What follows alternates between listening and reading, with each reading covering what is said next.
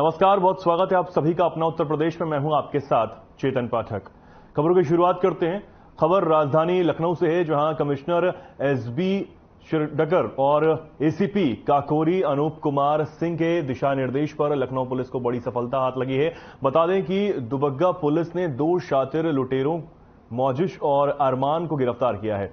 दोनों लुटेरे राह चलते लोगों से लूटपाट किया करते थे। बीते दिनों दुबग्गा क्षेत्र में दोनों ने लूट की घटना को अंजाम दिया था। वहीं इस घटना में महिला और उसके मासूम बच्चे को चोट आई थी। पुलिस टीम ने आरोपी को गिरफ्तार कर कब्जे से लूट का सामान भी बरामद किया है।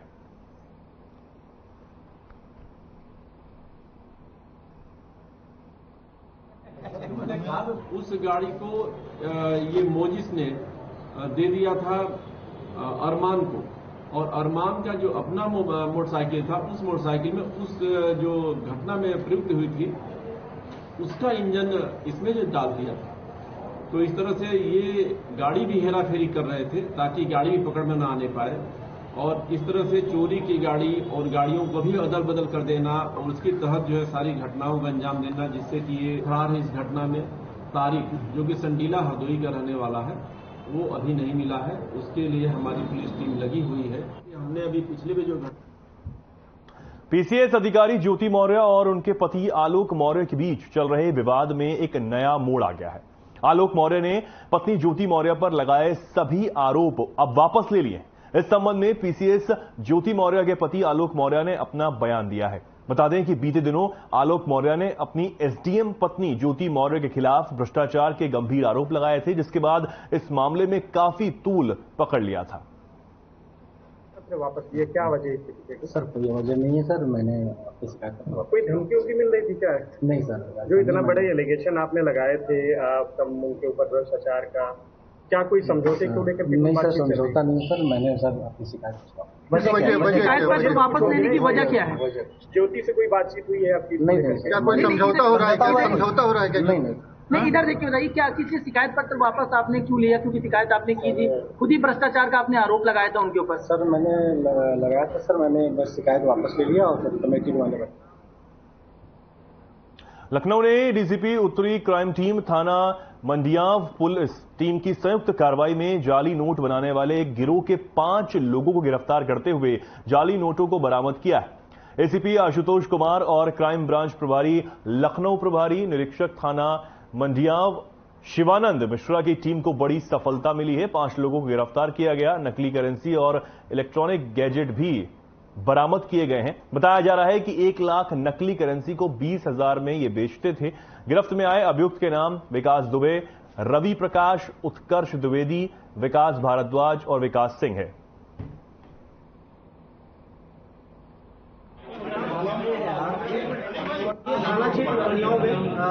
आज एक गुजरात हुआ जिसमें फेक करेंसी बनाने वाला जो है ये पकड़ा गया है। कुल 5 व्यक्तियों की इसमें अरेस्टिंग हुई है। इन 5 व्यक्तियों के नाम हैं विकास दुबे, विकास सिंह, विकास भारद्वाज, रवि प्रकाश, अविनाश पांडे और उत्कर्ष द्विवेदी। 100 लोगों के अलग अलग काम है। इस पूरे सीक्वेंस लोग अलग अलग इन्वॉल्व रहे हैं। इसमें जो पहला काम है वो 2 गाड़ी जाता था, रवि प्रकाश, अविनाश पांडे और उत्कर्ष द्विवेदी।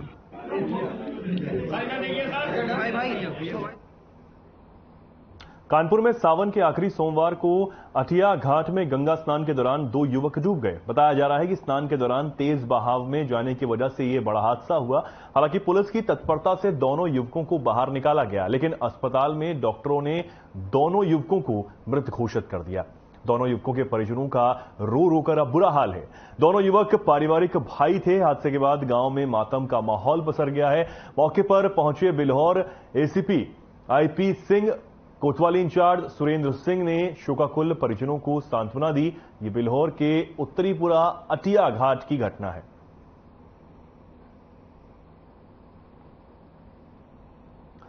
गंगा स्नान के दौरान 2 भाइयों की यहां डूबने से मौत हो गई। परिजनों का रो रो कर अब बुरा हाल है। यहां मौके पर पहुंचकर पुलिस अधिकारियों ने परिवार को सांत्वना दी है और बड़ा हादसा यहां गंगा में तेज बहाव की वजह से हुआ है।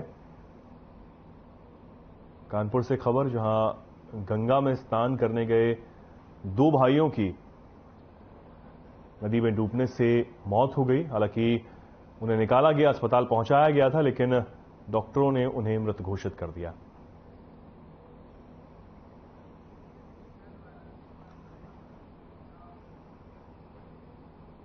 आगे बढ़ेंगे, बड़ी खबर आपको कन्नौज से बता दें। कन्नौज दौरे पर प्रभारी मंत्री रजनी तिवारी रहे। बाढ़ प्रभावित गांव की स्थिति देखने पहुंचे मंत्री। ग्रामीणों से चौपाल लगाकर उन्होंने बातचीत भी। ग्रामीणों को हर संभव मदद का आश्वासन भी यहां पर रजनी तिवारी ने दिया है। ये बड़ी खबर आपको बता रहे हैं कन्नौज से,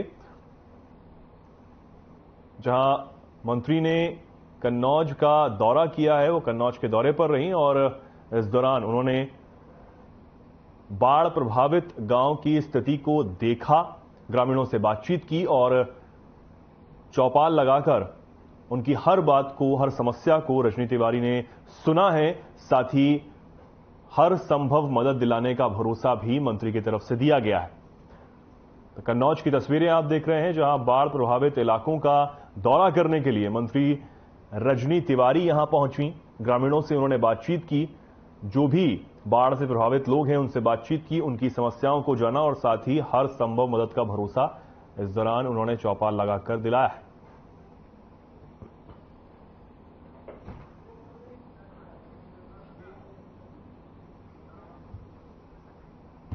अब खबर कन्नौज से है, जहां 6 साल पुराने मामले में आरोपी को 5 साल की सजा हुई है। बता दें कि आरोपी बच्ची को बहला फुसलाकर अपहरण किया गया था, जिस पर आरोपी अरविंद यादव को सजा के साथ 7,000 रुपए का जुर्माना भी लगाया गया है। यह सजा स्पेशल जज पॉक्सो एक्ट की अदालत ने सुनाई है।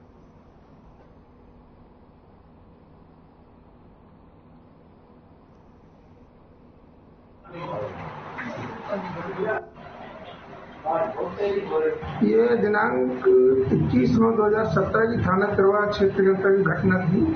वादी की एक लड़की उम्र 17 वर्ष को अब महिला फुसला के भगा ले गए, उसके कब्जे से बरामद हुई। आज माननीय न्यायालय पॉक्सो कोर्ट द्वारा गवाहों के साक्ष्य के आधार पर 8 गवाह परिचित हुए, जिसमें उसको पॉक्सो एक्ट में और SC/ST एक्ट में दोषी सिद्ध नहीं किया गया।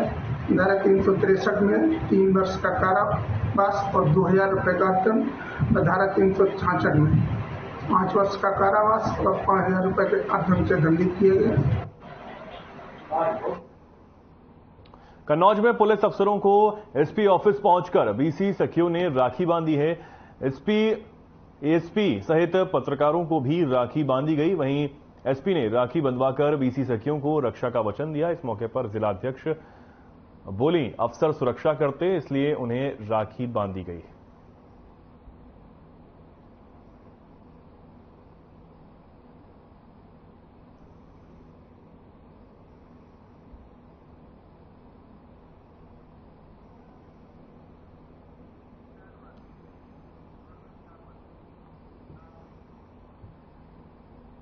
अब खबर मथुरा से है, जहां उत्तर प्रदेश के रोडवेज कर्मचारी संघ ने अपनी मांगों को लेकर मथुरा जिला अधिकारी को एक ज्ञापन सौंपा है, जिसमें भूतेश्वर बस स्टैंड के सामने स्थायी लगे डिवाइडर को हटाने की मांग की गई है।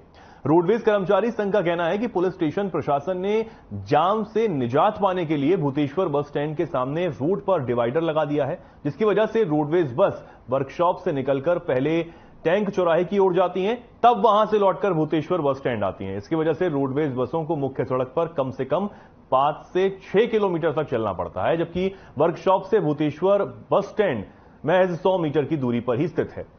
वहीं उन्होंने पुलिस पर चालक और परिचालकों के साथ अभद्रता करने का भी आरोप लगाया।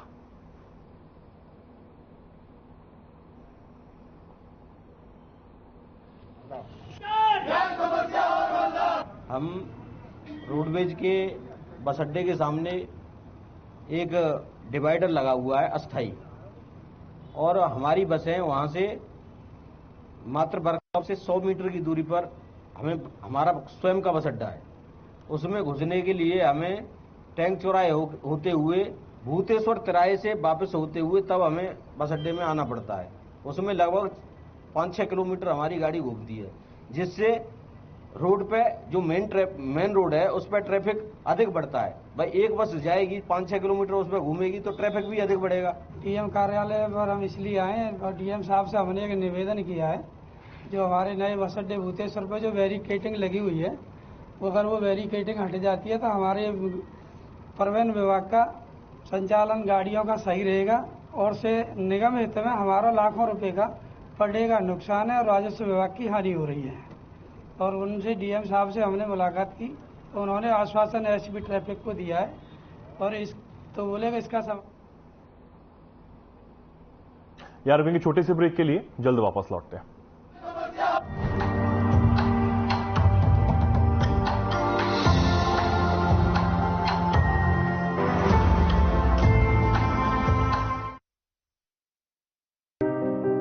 पहले नल नहीं था तो दूर से पानी लाना पड़ता था। अब सरकार ने नल लगा दिया, अब सुविधा हमको हो गया। सरकार ने जो नल लगाया उससे हम लोग को बहुत फायदा हुआ, बीमारियों से भी बचने का फायदा हुआ है। सीएम योगी ने घर घर नल से जल अभियान से बदली उत्तर प्रदेश की तस्वीर। यूपी में 2 करोड़ 65 लाख ग्रामीण परिवारों तक शुद्ध पेयजल पहुंचाने का लक्ष्य। 1 करोड़ 47 लाख परिवारों तक पहुंचा नल से शुद्ध पेयजल। पीएम मोदी का देश में हर घर नल से जल मिशन पूरा करने का लक्ष्य है मार्च 2024। सीएम योगी इस नजरिए से यूपी में प्रतिदिन लगाए जा रहे 43,000 नल कनेक्शन को बढ़ाकर 50,000 करने की ओर। प्रधानमंत्री मोदी जी के नेतृत्व में पूरे देश के अंदर हर घर नल की योजना प्रारंभ हो रही है। हर घर में जल उपलब्ध कराने का सपना साकार हो रहा है। जल जीवन मिशन के अंतर्गत हर घर नल की योजना इसी रूप में आगे बढ़ रही है। पीएम मोदी के मार्गदर्शन में योगी सरकार यूपी में शुद्ध पेयजल की समस्या कर रही है हल, लगाकर हर घर नल। अष्टेलारल कैप्सूल भारत की प्राचीन विधि से निर्मित यूरिनल, किडनी एवं लिवर की सभी समस्याओं में लाभदायक। अष्टेलारल कैप्सूल आयुर्वेद का वरदान।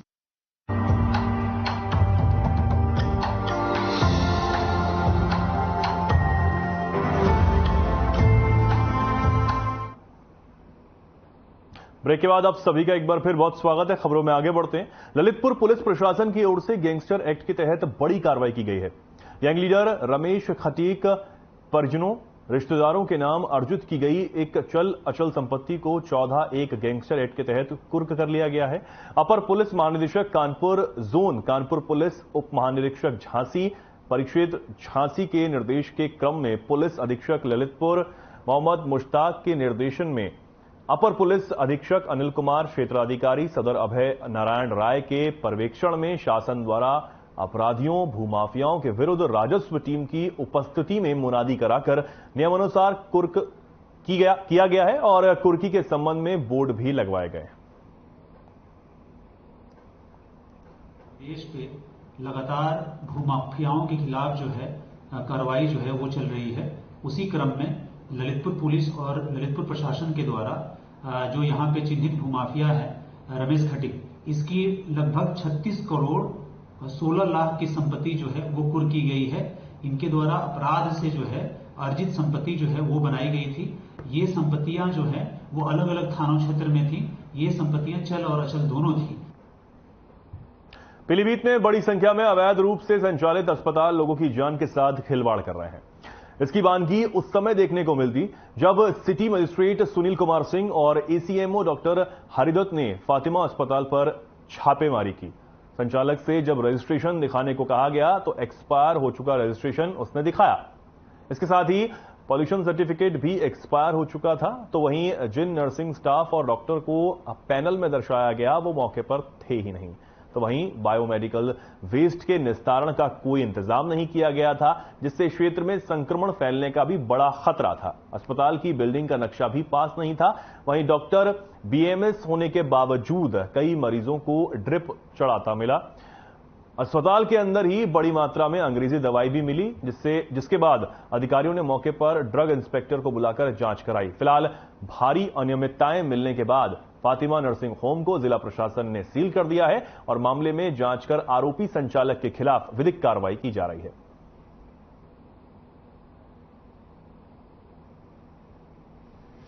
एडिशनल सीएमओ के साथ में ड्रग इंस्पेक्टर तथा पुलिस बल के साथ में इस नर्सिंग होम के संबंध में काफी शिकायतें मिल रही थी।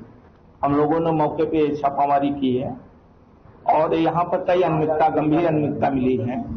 एक तो इसका रजिस्ट्रेशन खत्म हो चुका है, दूसरा पोल्यूशन का भी सर्टिफिकेट जो इन्होंने प्रोड्यूस किया है वो भी एक्सपायर हो चुका है। इसके अंदर जो भी डस्ट और ये जो इंजेक्शंस या जो भी इसके मटेरियल्स निकलते थे, इनका इससे कांटेक्ट था वो भी, इसका पीरियड खत्म हो चुका है। यहाँ रुकेंगे छोटे से ब्रेक के लिए, जल्द वापस लौटेंगे।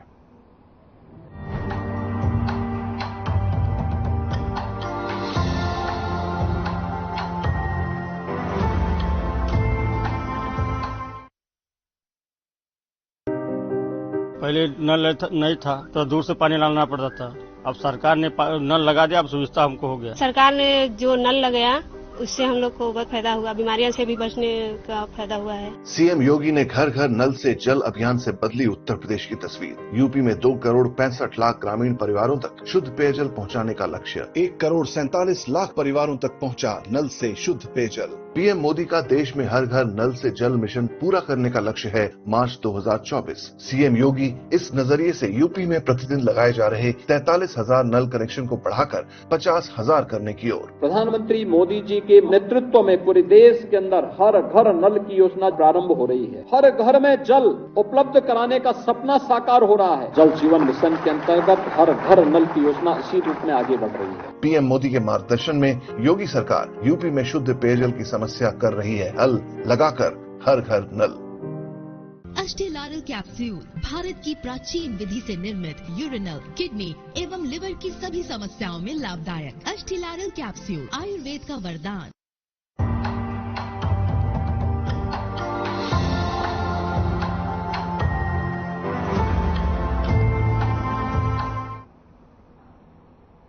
ब्रेक के बाद आप सभी का एक बार फिर बहुत स्वागत है। शाहजहांपुर में बाढ़ पीड़ितों से भेंट कर राहत सामग्री वितरित की गई। इसमें मुख्यमंत्री योगी आदित्यनाथ भी शामिल हुए। इस दौरान उन्होंने क्या कुछ कहा, यह आपको सुनवाते हैं। माननीय मुख्यमंत्री महोदय, संबोधन के लिए आपके मध्य एक बार जोरदार बोलिए, भारत माता की। मित्रों, प्रदेश के अंदर 21 जनपदों के 721 गांव वर्तमान में बाढ़ से प्रभावित हैं। पहले चरण में यमुना नदी में आई हुई बाढ़ के कारण सहारनपुर, मुजफ्फरनगर, शामली, बिजनौर, बागपत, गाजियाबाद ये जनपद प्रभावित हुए थे। एक दूसरे फेज में बाढ़ की प्रक्रिया चल रही है, जिसमें गंगा नदी में आई हुई बाढ़ के कारण बदायूं, शाहजहांपुर, कासगंज, फर्रुखाबाद ये जनपद प्रभावित है। मैं प्रातःकाल से ही फर्रुखाबाद, कासगंज इन जनपदों का दौरा करने के बाद अभी शाहजहांपुर जिले में आया हूं। यहां पे मेरे साथ प्रदेश के वित्त और सहकार प्रदेश के वित्त मंत्री और संसदीय कार्य मंत्री श्री सुरेश कुमार खन्ना जी हैं, जिले के प्रभारी मंत्री श्री नरेंद्र कश्यप जी हैं, माननीय विधायक, माननीय सांसद श्री अरुण कुमार सागर हैं, जिला पंचायत अध्यक्ष श्रीमती ममता यादव जी हैं। यहां पर भाजपा के जिलाध्यक्ष कृष्णचंद्र मिश्र जी, एमएलसी सुधीर गुप्ता जी, माननीय विधायक चेतराम जी, यहां पर अन्य हमारे सभी महापौर श्रीमती अर्चना वर्मा जी हैं, महानगर अध्यक्ष अरुण गुप्ता जी हैं, जिला सहकारी बैंक के अध्यक्ष डीपीएस राठौर भी हैं, अन्य हमारे पदाधिकारी और प्रशासन से जुड़े हुए लोग भी हैं। प्रदेश के अंदर आपदा के इस समय में प्रदेश सरकार की और केंद्र सरकार की संवेदना और सभी पीड़ित परिवारों को इस बात के लिए आश्वस्त करने के लिए मैं आया हूं कि डबल इंजन की सरकार आपदा के इस समय में आपके साथ खड़ी है। हर संभव सहायता आप सभी लोगों को करने के लिए पूरी प्रतिबद्धता के साथ कार्य कर रही है। आपने देखा होगा कि जैसे यहां पे राहत सामग्री का वितरण हो रहा है, ऐसे ही प्रदेश के हर बाढ़ पीड़ितों को राहत सामग्री का वितरण हो रहा है, जिसमें 10 किलो चावल, 10 किलो आटा, 10 किलो आलू, लाई चना 5 किलो, 2 किलो अरहर की दाल, रिफाइंड तेल, नमक, मिर्च, मसाले, बरसाती और डिग्निटी किट ये सभी उपलब्ध करवाने के साथ ही हर संभव सहायता स्वास्थ्य से संबंधित हो, पशुओं के चारे से संबंधित हो, या फिर एंटी स्नेक वेनम यानी सांप के काटने पर जो वैक्सीन दिया जाना है वह तत्काल हर सीएचसी में उपलब्ध पर्याप्त मात्रा में कराए गए हैं। पशुओं के लिए चारे की व्यवस्था भी की गई है। मैंने जिला प्रशासन से पहले ही कहा है कि वह ये बात सुनिश्चित करें कि जनहानि पर तत्काल पीड़ित परिवारों को आपदा राहत कोष से राहत राशि तत्काल उपलब्ध हो जानी चाहिए। पशु हानि पर भी मुआवजे की राशि संबंधित परिवार को तत्काल मिल जानी चाहिए। और इसके अलावा मकान क्षतिग्रस्त होने पर नया आवास बना करके प्रधानमंत्री आवास योजना या मुख्यमंत्री आवास योजना में उस परिवार को आच्छादित करने की कार्रवाई हो। जो मकान आंशिक क्षतिग्रस्त हुए हैं उन्हें मुआवजे की कार्रवाई हो। पहली बार सर्पदंश हो या किसी जंगली जानवर के कारण मानव हानि पर, जनहानि पर आपदा राहत की श्रेणी में उसे उत्तर प्रदेश सरकार लाई है और उसको भी 4 लाख रुपए की सहायता उस परिवार को उपलब्ध करवाने के निर्देश दिए गए हैं। फसल का नुकसान इस बाढ़ में ज्यादा हुआ है। इसके लिए तत्काल इसका सर्वे करने और उसका सर्वे की रिपोर्ट तत्काल शासन को उपलब्ध करवाने के निर्देश दिए गए हैं, जिससे सभी पीड़ित किसानों को, प्रभावित किसानों को वहां पर सरकार की ओर से मुआवजा उपलब्ध करवाया जा सके। बाढ़ बचाव के लिए आपके शाहजहांपुर में एक और गंगा नदी में और दूसरी तरफ यहां पर काली नदी में के कारण ये सभी क्षेत्र प्रभावित होते हैं और बाढ़ की समस्या से कहीं रामगंगा, कहीं काली नदी के कारण, कहीं गंगा नदी के कारण वर्तमान में बाढ़ की इस स्थिति से लोगों को उसका सामना करने के लिए मजबूर होना पड़ रहा है। सिंचाई विभाग को इसके स्थायी समाधान के लिए भी एक उपाय करने के लिए निर्देश दिए गए हैं। यहां पे हम जलालाबाद के पास आए हैं। मैं अभी सर्वे करके आया हूं प्रभावित क्षेत्रों का। जलालाबाद और कलान दोनों तहसीलों में जो गांव प्रभावित हुए हैं उन सबको राहत सामग्री वितरण करने के निर्देश दिए गए हैं। 15 दिन से अधिक जो क्षेत्र प्रभावित है बाढ़ से, वहां पर 2-2 बार, 1 महीने से अधिक है 3-3 बार वहां पर राहत सामग्री वितरण करने के निर्देश दिए गए हैं। यहां पे जलालाबाद का जो सेतु, इससे पहले इसी शाहजहांपुर जनपद में क्षतिग्रस्त हुआ था, उसके पैरेलल एक नया सेतु निर्माण के लिए आदेश दिए गए हैं कि उसको तत्काल इस कार्रवाई को भी आगे बढ़ा दें। मैं आज के इस अवसर पर आप सबको इस बात के लिए आश्वस्त करने के लिए आया हूं कि आपदा के इस समय में डबल इंजन की सरकार हर पीड़ित परिवार के साथ में है। हमारे जनप्रतिनिधिगण, प्रदेश सरकार के मंत्री, केंद्र सरकार के मंत्री, माननीय सांसद, माननीय विधायक, जिला पंचायत अध्यक्ष, महापौर, ये सभी पूरी ईमानदारी और प्रतिबद्धता के साथ हर पीड़ित परिवार के साथ में उनके सहयोग करने के लिए तत्परता के साथ कार्य कर रहे हैं। और इस अवसर पर मैं भी आप सबको आश्वस्त करता हूं कि आपदा के समय में सरकार पूरी तत्परता के साथ आपके साथ यहां पे कार्य करेगी और आपको हर संभव सहायता भी करेगी। यहां पे बचाव के लिए भी, बाढ़ से बचाव के लिए सरकार ने पहले ही यहां पे कलान तहसील में प्रतिवर्ष जो बाढ़ के कारण समस्या खड़ी होती थी 1200 मीटर पे एक कलवर्ट, और इसके लिए भी। फिलहाल के लिए खबरों में इतना ही। नमस्कार।